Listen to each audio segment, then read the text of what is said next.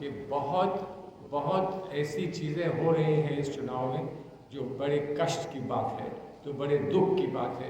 क्या कुछ नहीं कहा जा रहा है और किस लेवल से कहा जा रहा है? प्रधानमंत्री के लेवल से, गृह मंत्री के लेवल से कहा जा रहा है। बताइए, ये कहा जा रहा है कि हम चाहते हैं कि गरीबों की भैंसें हम ले लें। बचाइए, ये कहा जा रहा है कि हम माताओं और बहनों के जो मंगल सूत्र हैं वो ले लें। मैंने इस बात को उत्तर प्रदेश में कहा, मैं यहाँ भी आपको दोहराता हूँ कि ललकार के हमसे कह दें कि हम क्या करने को तैयार हैं मंगलसूत्र की सुरक्षा के लिए, तो हम जान देने के लिए तैयार हैं। हमने इस देश के लिए जान निछावर की है, एक बार नहीं 1000 बार और 1000 बार करेंगे। लेकिन जहाँ मंगलसूत्र की बात आएगी, उस पर कहीं आँच आती है, तो सबसे पहले हमारी जान निछावर होगी अपनी बहनों के लिए, अपनी माताओं के लिए, बताने के लिए कि इस देश की एकता, हमारे समाज की एकता कितनी मजबूत है और कितनी गहरी है और जिसे कोई हटा नहीं सकता, हिला नहीं सकता। मैं उत्तर प्रदेश से आता हूँ, आपके यहाँ भी माँ गंगा बहती हैं। गंगा और जमुना का जो मिलन होता है हमारे उत्तर प्रदेश में, इलाहाबाद में, प्रयागराज में, जहाँ जो मिलन होता है, वो हम तहजीब मानते हैं, इस देश की परंपरा इस देश की मानते हैं, इस देश की सभ्यता हम मानते हैं कि हम उस सभ्यता को गंगा जमनी तहजीब कहते हैं। कोई गंगा और जमुना को अलग नहीं कर सकता, कोई मंदिर और मस्जिद को अलग नहीं कर सकता। आज ये बात कह दी जाती है कि मंदिर पे ताले फिर लगेंगे। अरे ताले मंदिर पे कैसे लगेंगे और क्यों लगेंगे? सिर्फ इसलिए कि तुम चाहते हो कि तुम्हें कुछ वोट मिल जाए, वोट के लिए तुम ताले की बात करते हो। हम सम्मान इस देश में मंदिर, मस्जिद, गिरजाघर, गुरुद्वारे का सबका करते हैं। और आज जो सामना हो रहा है, दो विचारधाराओं का सामना है आज, वो इसी बात का है कि कोई जोड़ना जानता है और कोई तोड़ना चाहता है। तोड़कर प्रयास ये है कि हम सरकार में फिर से काबिज हो जाएं, जोड़कर उम्मीद ये है कि हमारे बच्चों को एक अच्छा भविष्य मिल जाए।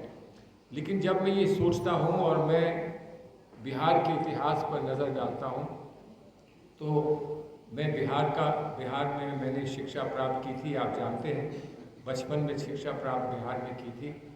उसके बाद जब मैं नौजवानी में पहुंचा तो दिल्ली में मैं देखता था कि बिहार के चुने चुने पुलिस ऑफिसर दिल्ली की पुलिस सर्विस में आए थे। आज तक शायद बहुत सारे दिल्ली में काम कर रहे हैं। आईएएस में बहुत सारे लोग बिहार से आए थे। एक वो युग था जब बिहार के लोग दिल्ली पुलिस में और दिल्ली में आईएएस बनकर आया करते थे। और आज युग ये है कि लोग पलायन कर रहे हैं, गुजरात में छोटी छोटी नौकरियों के लिए जा रहे हैं, जबकि तब से अब तक हज़ारों फैक्ट्रियां यहाँ खुल जानी चाहिए थी। तब से अब तक सारे चीनी मिल खुल जाने चाहिए थे, फिर से चलने लगते। तो वो यहाँ क्यों नहीं हुआ? यहाँ पर कोचिंग सेंटर्स अच्छे नहीं बन पाए, उसके लिए लोग कोटा जाते हैं, कहीं और जाते हैं। क्यों ऐसा है? क्यों बिहार की इतनी अनदेखी की गई, जबकि बिहार के बारे में प्रधानमंत्री ने एक बार नहीं 100 बार यहाँ आकर ये कहा है कि अब हम आपको सेंट्रल यूनिवर्सिटी देंगे, अब हम आपको एक और एम्स देंगे, अब हम आपके पटना के एम्स को अपग्रेड करेंगे। क्या कुछ नहीं कहा है प्रधानमंत्री महोदय ने? क्या कुछ नहीं कहा है? लेकिन बिहार में वो दिखता नहीं। अगर दिखता है तो आप मुझे बताइए, मुझसे प्रश्न पूछिए कि आपको नहीं दिखता, हमें तो दिखता है। लेकिन बिहार में ऐसा कुछ नहीं दिखता। क्या सुरक्षा का हाल है, क्या सुरक्षा व्यवस्था का हाल है, आप मुझसे भली भांति, आप मुझसे ज़्यादा जानते हैं। और इसीलिए आज उत्तर प्रदेश से लेकर बिहार तक हम यही उम्मीद लगाए बैठे हैं कि व्यवस्था में ये परिवर्तन तभी संभव है जब एक बार फिर दिल्ली में एक सामूहिक सरकार बनेगी, उन सब लोगों की सरकार मिलेगी जिन्होंने अपनी अपनी हर मंशा पर को रोककर, उस पर पत्थर रखकर ये कहा है कि आज हमें अपने संविधान को बचाना है।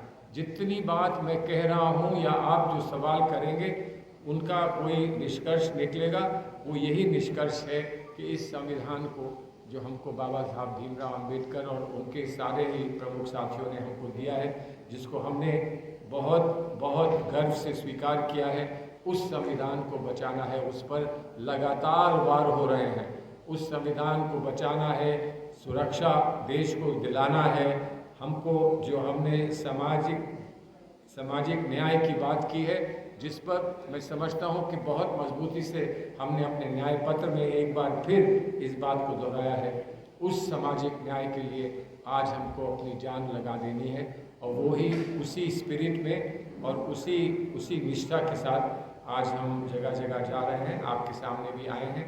आपके कोई प्रश्न हो तो आप अवश्य पूछिए।